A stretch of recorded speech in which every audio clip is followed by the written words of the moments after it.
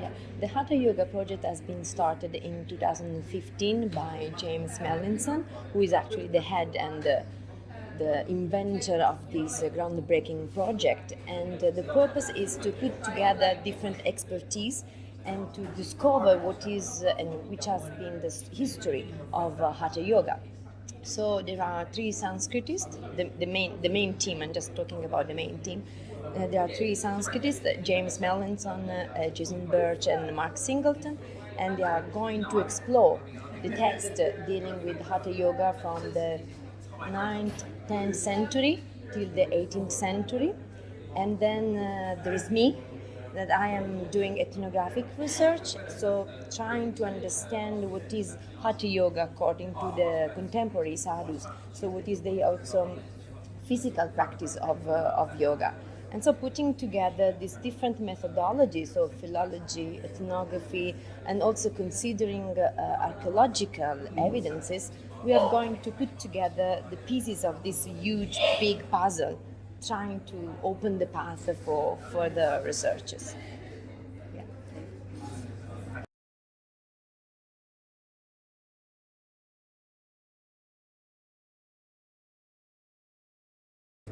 So I'm not actually an ethnographer. I like to define myself as South Asianist because I studied like Indian culture, Hindi. I'm coming from Sapienza, the University of Rome, and there is this Oriental languages course. So I started with studying Indian religion, then I focused my attention on contemporary history, Hindu fundamentalism, and then for my PhD, I was working on the Ramanandi Sampradaya. So from a historical and ethnographical point of view, because I like to using different methodologies, because then you have a wider perspective of what happened and why things are like that in the present. And so, since I was working with the Ramanandi Sampradaya, I was in touch with James Mellinson, who is part of this religious group. And so he was looking for someone who could handle the ascetic world in India. So I was about to finish my PhD, and he sent to me an email asking, "Would you like to be part of this project?" And I was like, 5 years project after the PhD. It was like, wow. So, and dealing with the sadhus, because it's a huge world, it's very interesting for me, and it was an opportunity. I wasn't an expert of yoga. I used to do some yoga in Banaras just because my neck was paining and I was spending a lot of time in the field. And so I was like, yeah, it's a good opportunity, and here I am. Yeah.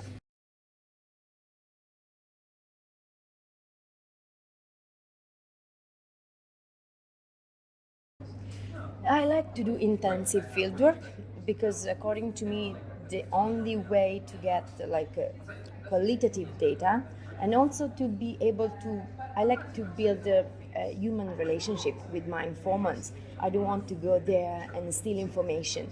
I want that people are comfortable with me, and if they want and they feel like sharing with me the knowledge, then it's okay. And also. As I told you before, I didn't get any initiation, because when you're talking with sadhus, with the religious group, you get like specific information, deep information when you get initiated. So I decided not to get any initiation, so that I could get those information that I could share with everyone. So this is a very ethical part of my project, and if you have a guru, then you are also stuck with that guru. And instead, I move with those traditional sampradayas that are connected with the history of Hatha Yoga. So in this way, I was a free woman moving, from one group to the other, and the fieldwork went very well. I did like 6 months, 9 months, 2 months. Yeah, just in 2019, I've just done 2 months and a half of field work. because I have also to write down this stuff. So, but it went very well. So I moved. Usually, I go to the big mela, the big religious gatherings. So I got connection with sadhus, and then after building up this connection, if they invite me to go to the ashram, I go and spend time with them. But anyway, at the beginning, I was in Banaras because I know very well Banaras, and in Banaras you can find the representatives of the main groups.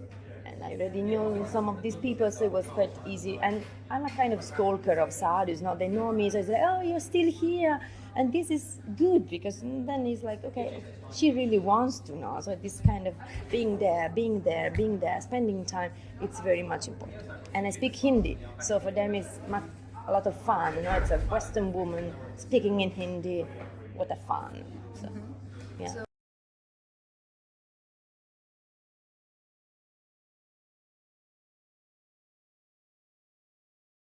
yeah, and I think also being humble, that is very important because there are sometimes people forget to listen, and instead it's the most important skill that you have to develop, listening of who is in front of you, because you can learn and you can read a lot of books, but the practical knowledge that these people have and this oral tradition that they transmit, you cannot find anywhere. So you have just to shut up, sit down, listen and learn. Maybe you can have different ideas, you can try to share with them, but you are a host. So yeah, I think listening, being humble, speaking Hindi, make them at ease, make them laughing. It's the best you can do to create this kind of human feelings and sharing an environment. Yeah.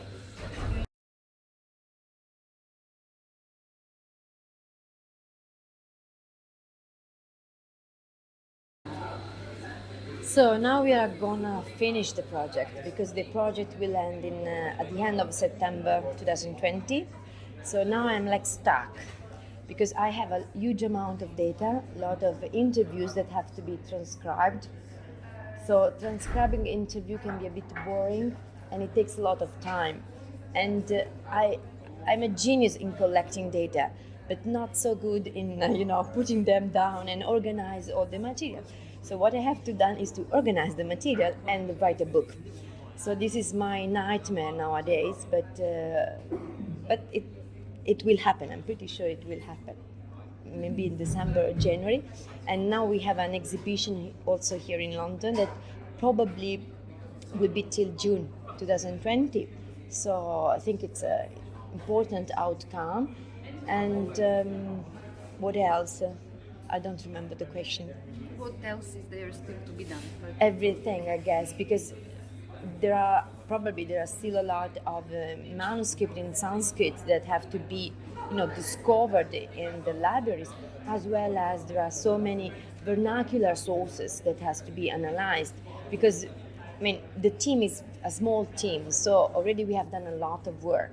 I would have loved to work also on vernacular text that probably you can find in monasteries. So even there you have to work a lot to get access to this very, they belong to the order. So that wasn't part of my on my fieldwork because it's another job. So all that part has to be done, as well as more analyzing and discovering more what has been written or experienced in the south of India. So the different tradition there, because I moved more in the north and going a bit down in the south, but not too much because I'm alone, so it was a bit too much. But yeah, it's the field is open, so your turn. I'm done with that.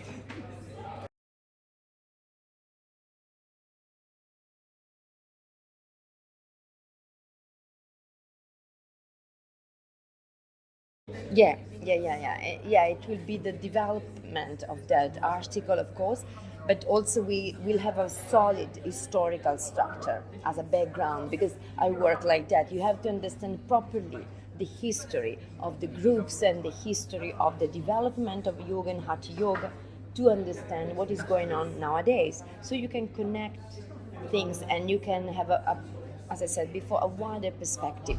So I know the structure of this book is two historical section, let's say. One big one on the ethnographic section, and then there will be the end, like the fourth chapter will be more on the modern development. So what is changing in the religious world, the traditional religious world, because of the modern yoga. So yeah, it would be something like that.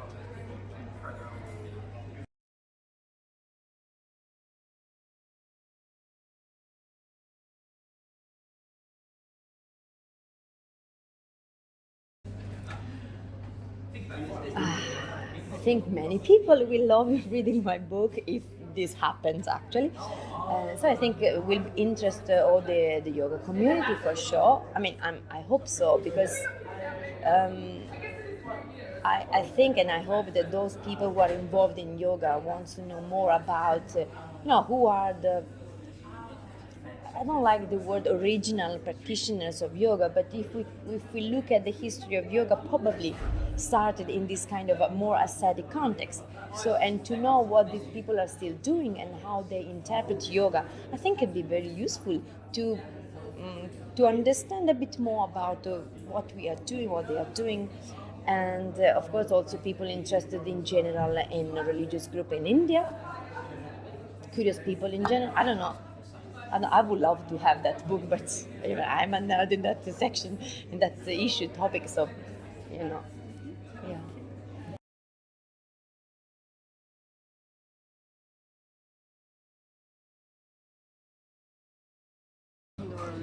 Yeah, I think people are quite curious because, I mean, I wrote this article, Let the Sadhu Talk, and I mean, people ask me to translate in French, in German, in Portuguese, and I was like a bit amazed because usually when we academics write, it's, we are talking among ourselves, so it was quite a surprise for me.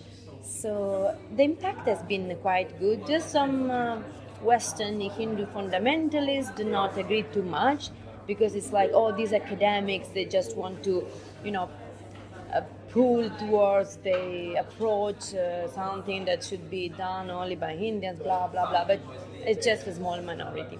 Yeah. And sadhus are happy about this research. So I'm happy. Yeah.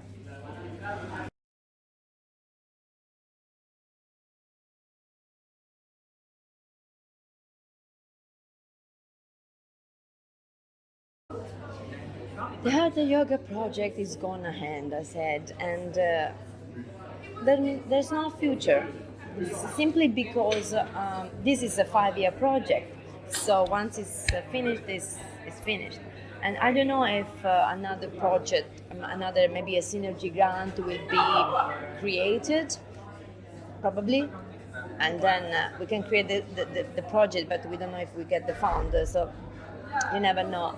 But I think in itself it's quite complete, the Hatha Yoga project. So it's good that it has a start and it has an end soon.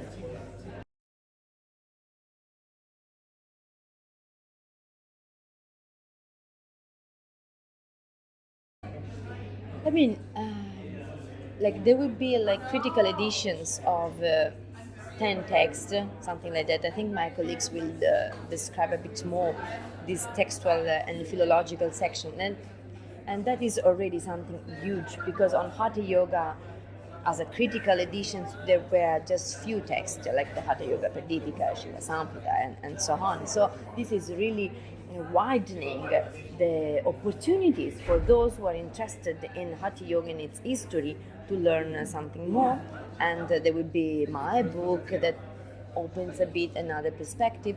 And I think is really showing how putting together different expertise you can create something new, and the results is I think more complete than just focusing on one methodology and digging, because as I said, you have to have this wider perspective to put in its own background a text, a person, or whatever. So as I said before, the path is open, anyone can enter, and there are a lot of universities nowadays developing programs on yoga studies, and I think it's very good. Yeah.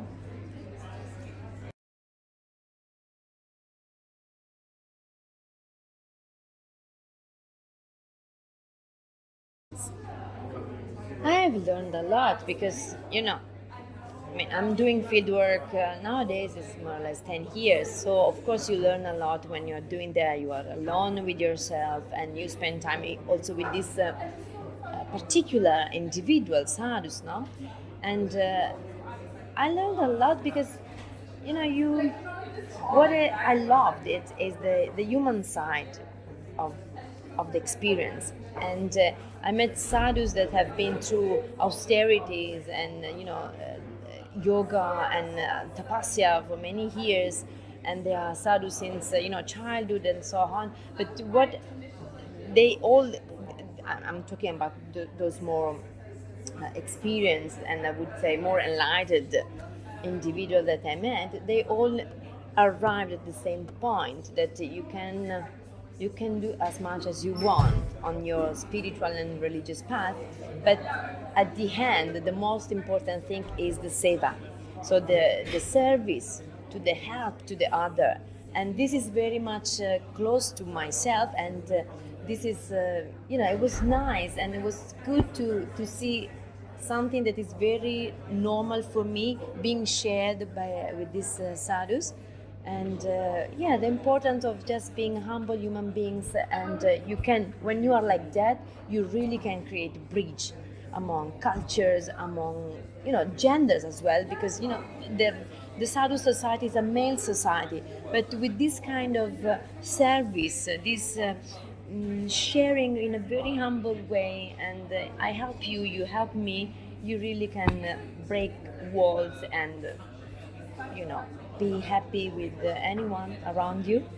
Yeah, this is something I learned there. That's a very nice ending for the talk. Thank you Thank very you. much, Daniela. Thanks to you. Thank you. It was a great pleasure. Mine. Thank you.